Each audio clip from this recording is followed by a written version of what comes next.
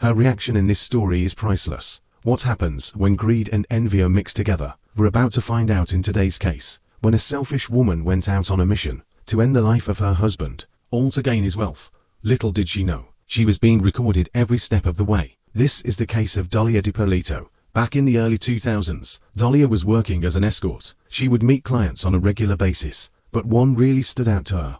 His name was Michael. Michael fell in love with the escort, and the two started a relationship. The relationship was going extremely well enough for the couple to get married in 2009, and moved into Michael's Palm Beach townhouse in Florida. The relationship seemed to be alright from the outside. However, there was a twisted motive behind her fake personality. After 1 month into their marriage, Dalia's feelings changed. She didn't want to be with Michael, and wanted to get back with her ex-boyfriend, Mohammed. Dalia was greedy. She didn't want to leave the marriage empty-handed. So over the next 6 months, she made several attempts to get rid of Michael. She stole money from him, planted drugs in his car, and even put antifreeze in his tea to kill him. She was a terrible wife and an even worse killer. She went a step further, and decided to hire some professional help. She spoke to Mohammed about her plot to kill Michael. He wasn't interested in her deranged plan, and contacted the police. The police were happy to arrest Dalia, but they needed some indisputable evidence, something they can only get with Mohammed's help. They strapped a wire to his chest,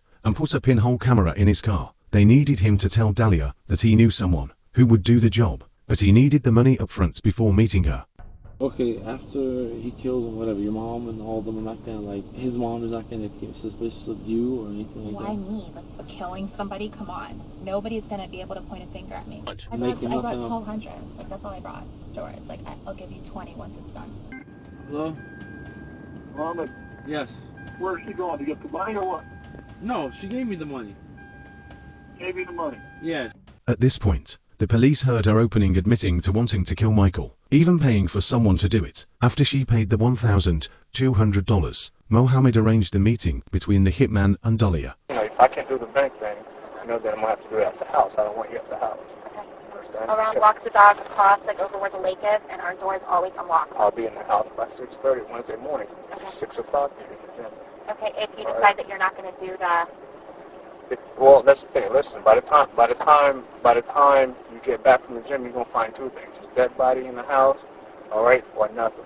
All right. Okay. Dalia was completely unaware at the time, but the hitman was actually an undercover agent called Jean. Whitey and Dalia sat in his car and arranged a hit on Michael. The hit was set for the 5th of August 2009. She believed that Michael was going to be gunned down after taking $10,000 from the bank. Then the hitman will make it look like a robbery gone wrong. But she didn't want an unknown killer going through her house. Remember, she was selfish. She didn't want him to take her valuables. So at 6 o'clock in the morning she got up, packed $80,000 worth of jewelry, and took it to the gym. The police documented every sinister step that she took beyond that point, and once she was out of sight, they moved in to speak to Michael. Michael had just came out of surgery, and was still confused. He didn't understand what they were saying to him. It was too much to take in at that point. Regardless, they got him behind the safety of the officers. The next phase in their plan was to contact the directors of the TV show Cops. I know this part is bizarre, but they wanted to make the house look like a real crime scene, and they wanted to record Dalia's reaction as evidence. Once they were all set up,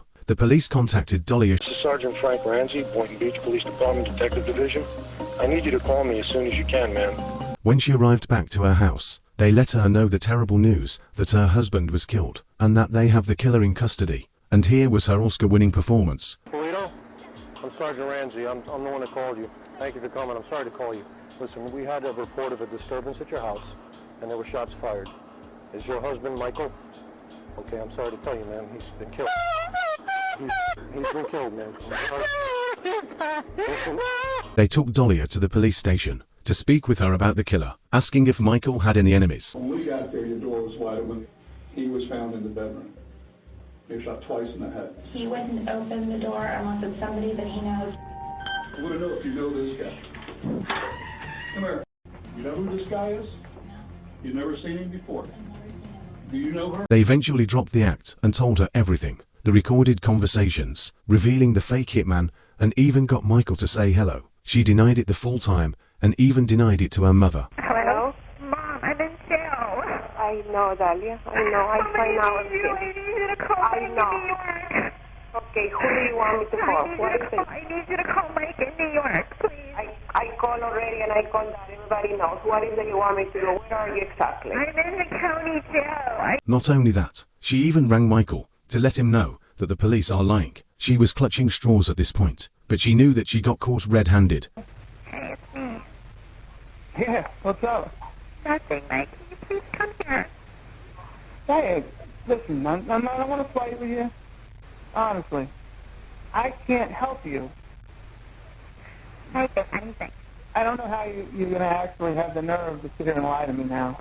I can't help you even if I wanted to. Do you get it? Why don't you want to? It's out of my hands. You're not even trying. It's different if you're trying. You're not even trying. What can I possibly do for you? I don't get it. What can I do? You're not even trying. She was held on bond until her sentencing hearing. Her defense attorney made an attempt to blame Michael for setting Dalia up, and they claimed that Dalia and Michael were creating a reality TV show, stating that the police were involved by setting up the crime scene for them. Surprising. Some of the jury believed it. However, in 2011, the jury found her guilty. She was charged with solicitation to commit first-degree murder and was sentenced to 20 years in prison. But the drama doesn't end there. She appealed her sentence after a couple of years in prison. This was due to some of the jury seeing the viral video of her crying show video. With this in mind, the defense attorney believes that they would have been biased prior to the verdict. So the judge held a new trial in 2017, and she was sentenced to 16 years in Lowell Correctional Facility. She will be eligible for release in 2032. Michael managed to move on with his life, met someone else, and sold his house. And Dalia is still behind bars, patiently waiting for her release. Thanks for watching one of our videos. We appreciate the recent support from you all. Subscribing is the best way to support this channel. If you want to, it means a lot to us, and it's free. Thanks again and stay safe. The world can be so unpredictable at times.